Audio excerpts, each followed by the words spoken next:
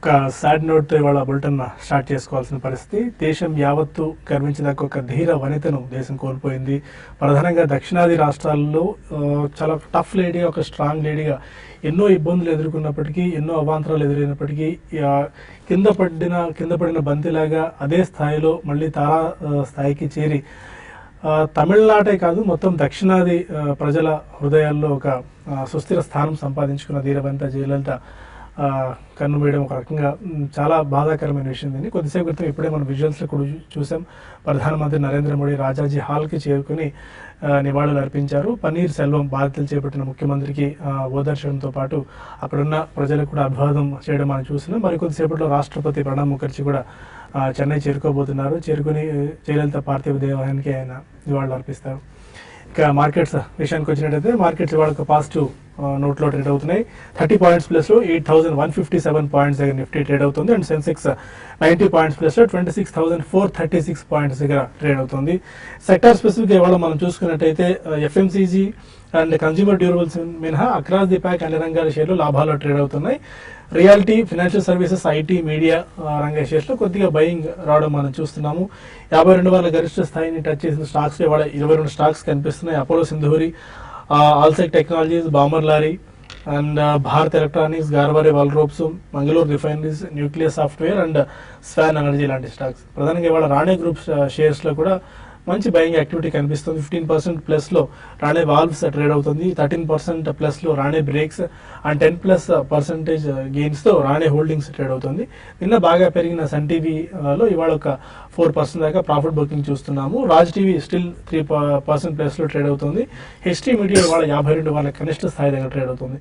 ఈ నోట్తో ఇప్పుడు అనుకున్న మార్కెట్ ట్రెండ్ ఏంటి, ఈ టైంలో ఎలాంటి ట్రేడింగ్ స్ట్రాటజీస్తో పాటు 1 నిమిషాలు మనతో డిస్కస్ చేసింది అనలిస్ట్ సిద్ధంగా ఉన్నారు. ఇవాళ మన షోలో జాయిన్ అయ్యేందుకు కార్వీ రీసెర్చ్ అనలిస్ట్ అరవింద్ గారు కూడా స్టూడియోలో జాయిన్ అయ్యారు. కొద్దిగా ఫండమెంటల్స్ గురించి ఆయన వివరిస్తారు. కొన్ని స్పెసిఫిక్ స్టాక్స్కి సంబంధించిన ఓవర్వ్యూ కూడా ఇవాళ అరవింద్ గారు మనకు చెప్తారు. అండ్ రెగ్యులర్గా T5 మనీ ఫాలో అయ్యే వాళ్ళకి అరవింద్ గారు ఈ పాటికే 2 షోస్లో పార్టిసిపేట్ చేశారు. Welcome to both sir. Sundar గారు, first of all market trend ఎలా అబ్జర్వ్ చేస్తున్నారు? ఇవాళ 8,150 పైనే నిఫ్టీ సస్టైన్ అవుతుంది. ఒకవేళ 8,150 పైన ఇవాళ సస్టైన్ అయ్యి క్లోజ్ కనుక అయితే ఎలాంటి ట్రెండ్ మీరు రీసెంట్ డేస్లో అబ్జర్వ్ చేస్తారు షార్ట్ టర్మ్లో? రేపు వచ్చేసి సుందర్ గారు తీసుకుంటారు, అతను ఫండమెంటల్ తీసుకుందాం. ఓకే, ఇప్పుడు లాస్ట్ 2-3 రోజులు మార్కెట్ రికవరీ చూస్తుంటే ఒక మైనర్ అప్ ట్రెండ్ అనుకోవచ్చు. ఇవాటి లెవెల్ చూస్తే కనుక టెక్నికల్ గా లేదంటే షార్ట్ టర్మ్ లో పెద్ద సిగ్నిఫికెన్స్ ఏం కనిపించట్లేదు. 8,000 దిగువ నుంచి మార్కెట్ ఎప్పుడైతే రికవర్ అయిందో షార్ట్ టర్మ్ లో టార్గెట్ 8,200, 8,300 వరకు కూడా అనుకున్నాము. మార్కెట్ లో లాస్ట్ 2-3 రోజులు మార్కెట్ పెరుగుతున్నప్పటికీ ప్రతి రైస్ లోనూ అక్కడక్కడ చిన్న కరెక్షన్స్ రావటము, బాగా కన్సాలిడేషన్ తోటి పెరగటం మనం చూస్తున్నాం. అంటే మార్కెట్ కొంచెం స్ట్రాంగ్ బయింగ్ సపోర్ట్ రావట్లేదు, కానీ సెల్లింగ్ ప్రెషర్ లేకపోవడంతో మార్కెట్ కొంచెం పెరగటం మనం చూస్తున్నాము. కొన్ని రోజులుగా మార్కెట్ చూస్తే కనుక పెరగడానికి ప్రధానమైన కారణం ఒకటి టెక్నికల్ గా ఓవర్ సోల్డ్ పొజిషన్ నుంచి పెరగటము, అలాగే ముఖ్యంగా ఎఫ్ఐస్ ఇండెక్స్ ఫ్యూచర్స్ లోను స్టాక్ ఫ్యూచర్స్ లోను కొంచెం షార్ట్ టర్మ్ పొజిషన్స్ తీసుకోవడంతో కొన్ని స్టాక్ స్పెసిఫిక్ అప్ ట్రెండ్స్ మనం చూస్తున్నాము. అదేవిధంగా వాళ్ళు ఈక్విటీలో సెల్లింగ్ ప్రెషర్ ఇంకా కొనసాగుతోంది, అందువల్ల మార్కెట్ అంతగా కొంచెం పెరగలేకపోతుంది. బహుశా మార్కెట్ ఈ 2-3 రోజులు కూడా బహుశా శుక్రవారం అయ్యే వరకు ఈ కన్సాలిడేషన్ ట్రెండ్ కొనసాగే అవకాశం కనిపిస్తుంది. అంతకన్నా రేపు మేజర్ ఈవెంట్ ఉంది కాబట్టి దాంట్లో కనుక ఏదైనా కొంచెం అనుకోని సర్ప్రైజెస్ వచ్చిందంటే మార్కెట్ ని తీవ్రమైన ప్రభావితం చేసే అంశం కనిపిస్తుంది. ఇమీడియట్ గా చూస్తే కనుక మార్కెట్ 8,150 దగ్గర సపోర్ట్ మద్దతు కనిపిస్తుంది. 8,150 కింద కనుక కాసేపు ట్రేడ్ అవుతే మార్కెట్ నెక్స్ట్ 8,100 వరకు వెళ్లే అవకాశం ఉంది. అలాగే హయ్యర్ సైడ్ 8,180 దగ్గర రెసిస్టెన్స్ ఉంది. ఆ 8,180 పైన కనుక కాసేపు ట్రేడ్ అవుతే నెక్స్ట్ టార్గెట్ 8,300 వరకు వెళ్లే అవకాశాలు కనిపిస్తుంది షార్ట్ టర్మ్ లో. మార్కెట్ ఓవరాల్ గా చూస్తే కనుక కొంచెం కన్సాలిడేషన్ లో ఉంది. అలాగే ఇండికేటర్ వైజ్ చూస్తే కనుక షార్ట్ టర్మ్ 20 డేస్ అలాగే long term 200 days moving averages ఈ రెండింటిని చాలా కాలం తర్వాత ఇవాళ కొంచెం ఆ కన్వర్జెన్స్ అవడం మనం చూస్తున్నాము. సో అంటే మార్కెట్ ఒక మేజర్ ట్రెండ్ కి ప్రిపేర్ అవుతున్నట్టుగా ఉంది. కాబట్టి షార్ట్ టర్మ్ ఇన్వెస్టర్స్ కానీ పొజిషన్ ట్రేడర్స్ బట్టి చాలా అలర్ట్గా ఉండాలి, స్టాప్ లాస్ పెట్టి హోల్డ్ చేయాలి. ఓకే, అండ్ అరవింద్ గారు ఎలాంటి మీరు ఫండమెంటల్ వ్యూ చూస్తారు? ఎందుకంటే రేపు ఎస్పెషల్లీ ఆర్బీఐ క్రెడిట్ పాలసీకి సంబంధించిన మానిటరీ పాలసీ కమిటీకి సంబంధించిన అవుట్కమ్ రాబోతుంది, మెరిట్స్ రాబోతున్నాయి. Most of the street expect చేస్తుంది 25 to 50 basis points cut must గా ఉంటుందని చెప్పి. కొంతమంది సర్ప్రైజ్ గా మేబీ పాజ్ ఇక్కడితో ఇవ్వచ్చేమో అన్న ఒక ట్రెండ్ కూడా మార్కెట్స్ లో ఉంది. మీరు ఎలాంటి వ్యూతో ఉన్నారు? మార్కెట్స్ వచ్చేసి ఫండమెంటల్ గా మీరు అన్నట్టు సుందర్ గారు అన్నట్టు ఆర్బీఐ మానిటరీ పాలసీ గురించి వెయిట్ చేస్తున్నాయండి. సో అదేవిధంగా మార్కెట్ కూడా ఆల్మోస్ట్ 0.25 నుంచి 0.5% వరకు ఎక్స్పెక్ట్ చేస్తున్నారు. కానీ ఇదే సమయంలో మనము ఈ ఆయిల్ ప్రైజెస్ కూడా ఒపెక్ మీటింగ్ ఒకటి జరిగింది. వాళ్ళు ఆల్మోస్ట్ ప్రొడక్షన్ కట్ డౌన్ చేసినందువల్ల ఆయిల్ ప్రైజెస్ ఆల్మోస్ట్ $55 పర్ బ్యారెల్కి చేరుకున్నాయి. అవి ఆల్మోస్ట్ మళ్ళీ December 10th వాళ్ళు ఒపెక్ మీటింగ్ జరిగింది అది ఇంతకుముందు. అండ్ వాళ్ళ మీటింగ్ నాన్ ఒపెక్ కంట్రీస్తో జరగబోతుంది December 10th రోజు. సో అది కూడా ఒక కీలక అంశం మనం చూసుకోవాలి.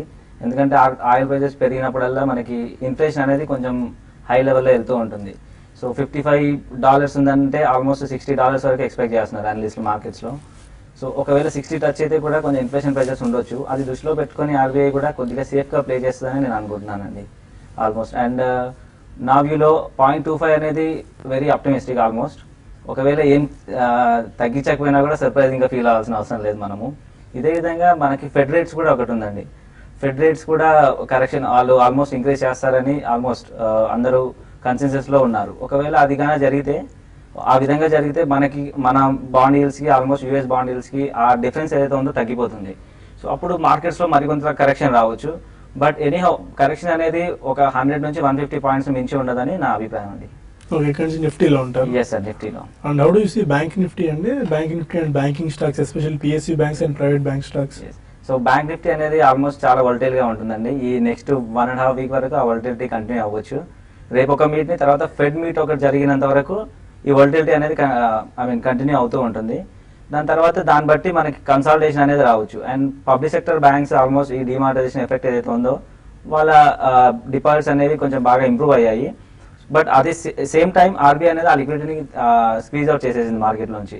సో అలాంటి పొజిషన్లో ఆర్బీఐ మీటింగ్ అనేది కొంచెం కీలకం కాబోతుంది. సో దాన్ని బట్టి వాళ్ళ నిర్ణయాన్ని బట్టి ఫెడ్ రేట్స్ నిర్ణయాన్ని బట్టి మనకి బ్యాంక్ నిఫ్టీ అనేది మూవ్మెంట్ ఉండొచ్చు. కానీ ప్రస్తుతానికి అయితే కొంచెం వోల్టైల్గానే ఉందండి. ఫైనల్ గా కొంతమంది కాలర్స్ లైన్ లో ఉన్నారు. ఫస్ట్ కాలర్ రాజంపేట నుంచి కిరణ్. అదే కిరణ్ కృష్ణ గారు వినిపిస్తుంది ఏ స్టాక్ గురించి? సార్ ఐసిఐసి బ్యాంక్ ల్యాండ్ నేను ఐసిఐసి బ్యాంక్ తీసుకున్నారా? అవును సార్, 2015 లో కొన్నాను సార్. అది నేను 360 లో కొన్నాను.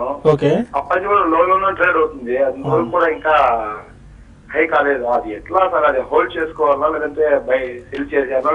ఇంకా బై చేసుకొని ఇంకా 1 year వెయిట్ చేయమంటారు సార్. ఓకే.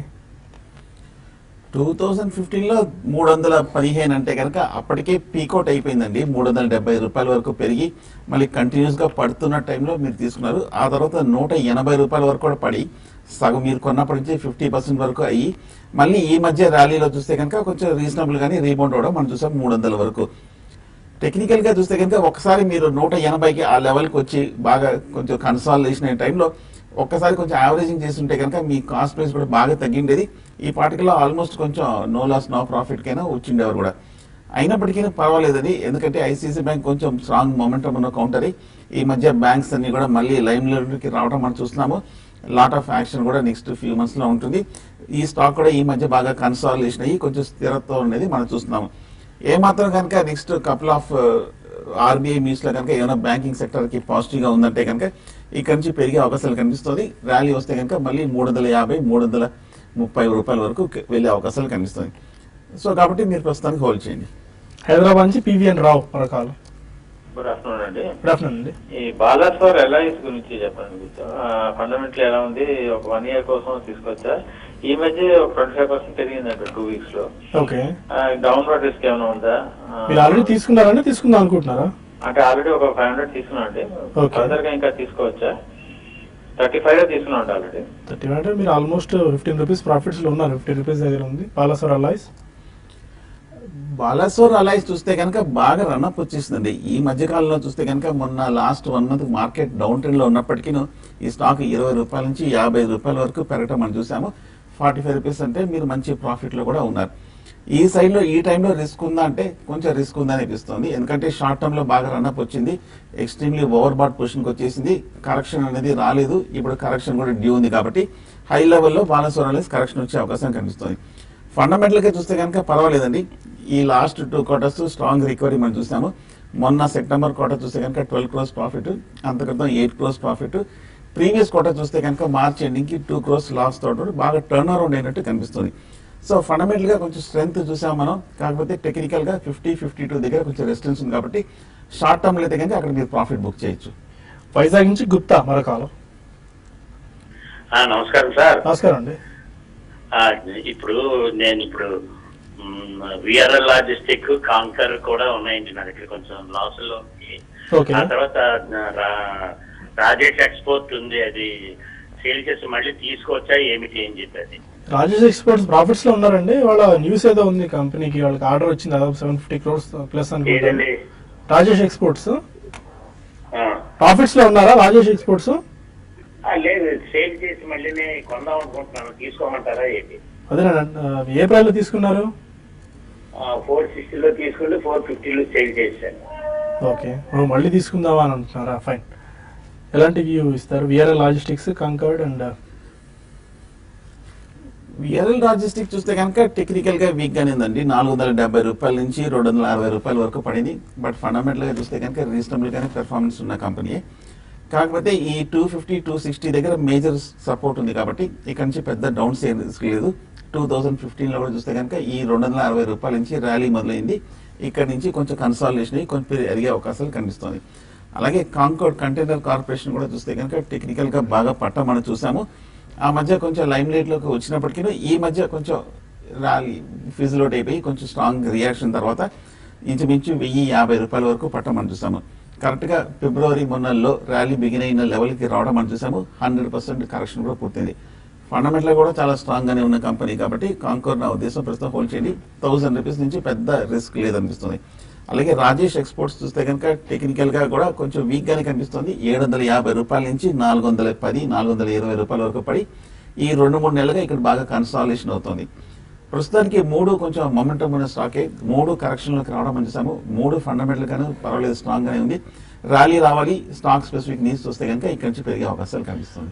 ఓకే, అరవింద్ గారు మనకు ఒక 3 స్టాక్స్ గురించి డిస్కస్ చేసుకోబోతున్నాం. మనం రికమెండ్ కూడా చేయబోతున్నారు. అంటే కార్వి రికమెండ్ చేస్తుంది HDFC bank, Kotak bank and state bank of India. దీనికి సంబంధించిన డీటెయిల్స్ మనం తీసుకుందాం. అయితే ప్రస్తుతానికి ఇక్కడ బ్రీఫ్ ఓవర్వ్యూ లాంటివి తీసుకుని మళ్ళీ మనం TV5 మనీలో కలిసినప్పుడు ఇన్ డీటెయిల్డ్ గా ఎక్స్ప్లెయిన్ చేసుకుందాం. అసలు ఈ 3 స్టాక్స్ మీద కార్వి వ్యూ ఎలా ఉంది, ఎందుకు ఈ టైంలో డిమానిటైజేషన్ ఎఫెక్ట్ టైంలో ఈ స్టాక్స్ ని పిక్ చేసుకోవచ్చు అని చెప్పి వెరీ బ్రీఫ్ గా 30 seconds to 1 minute తీసుకుంటే మనం బ్రేక్ తర్వాత TV5 మనీలో డిస్కస్ చేద్దాం. షూర్. సో బ్యాంకింగ్ సెక్టర్ వచ్చేసి ఈ డిమానిటైజేషన్ వల్ల ఆల్మోస్ట్ 15-20% డిస్కౌంట్ లో ట్రేడ్ అవుతుందండి. ఆల్మోస్ట్ అన్ని బ్యాంకింగ్ స్టాక్స్. దాంట్లో టాపర్స్ వచ్చేసి almost HDFC which is a leader in private sector, and SBI వచ్చేసి it's a largest bank in India. ఈ 2 కొంచెం పాజిటివ్ గా కనబడుతున్నాయి. హెచ్డిఎఫ్సి బ్యాంక్ వచ్చేసి ఎన్పిఏ లెవెల్స్ చాలా తక్కువగా ఉన్నాయి, which is very good. And ఎస్బీఐకి కొద్దిగా ఉన్నా కూడా న్యూస్ ఒకటి ఉంది, మనకి వాళ్ళ సబ్సిడరీస్ ఒకటి మర్జ్ అవుతున్నాయి. ప్లస్ రీసెంట్ గా భారత్ మహిళా బ్యాంక్ యొక్క అక్విజిషన్ ఏదైతే ఉందో ఇవన్నీ కొంచెం పాజిటివ్ గా లాంగ్ టర్మ్ లో ప్లే చేస్తాయి. అండ్ అదేవిధంగా కోటక్ మహీంద్రా వచ్చేసి వాటికి సబ్సిడరీస్ నుంచి వాల్యూ చాలా బాగుందండి. వాళ్ళు అసెట్ మేనేజ్మెంట్ కంపెనీ ఉంది, వాళ్ళకి సెక్యూరిటీస్ లో ఉన్నారు, ఇన్సూరెన్స్ లో ఉన్నారు. వీటి నుంచి ఆల్మోస్ట్ వాల్యూ చాలా బాగా యాడ్ అవుతుంది కన్సాలిడేటెడ్ లెవెల్లో. వీటన్ని దృష్టిలో పెట్టుకొని కార్వీకి కొంచెం పాజిటివ్ గా వ్యూ ఉందండి ఆల్మోస్ట్. సో అంతేనండి. ఫైన్. 3 స్టాక్స్ గురించి మనం ఇన్ డీటెయిల్డ్ గా డిస్కస్ చేద్దాం. ఒకటి HDFC bank, Kotak bank and state bank of India. ఎంతకాలం టైం హోరైజన్ ఇప్పుడు ఫ్రెష్ ఇన్వెస్ట్మెంట్ చేసుకోవాల్సిన అంశాలతో పాటు మరిన్ని ఇన్ డీటెయిల్డ్ ఫండమెంటల్ అనాలిసిస్ కూడా మనం తెలుసుకుందాం. అయితే TV5 న్యూస్ లో మనకు సమయం మించిపోతుంది. TV5 మనీలో కలుద్దాం యూట్యూబ్ వేదిక ద్వారా. అక్కడ మరిన్ని కాల్స్ అండ్ ఈమెయిల్స్ తీసుకుందాం. ఇది హుండాయ్ ట్యూషన్ సమర్పిస్తున్న smart investor. Stay with us.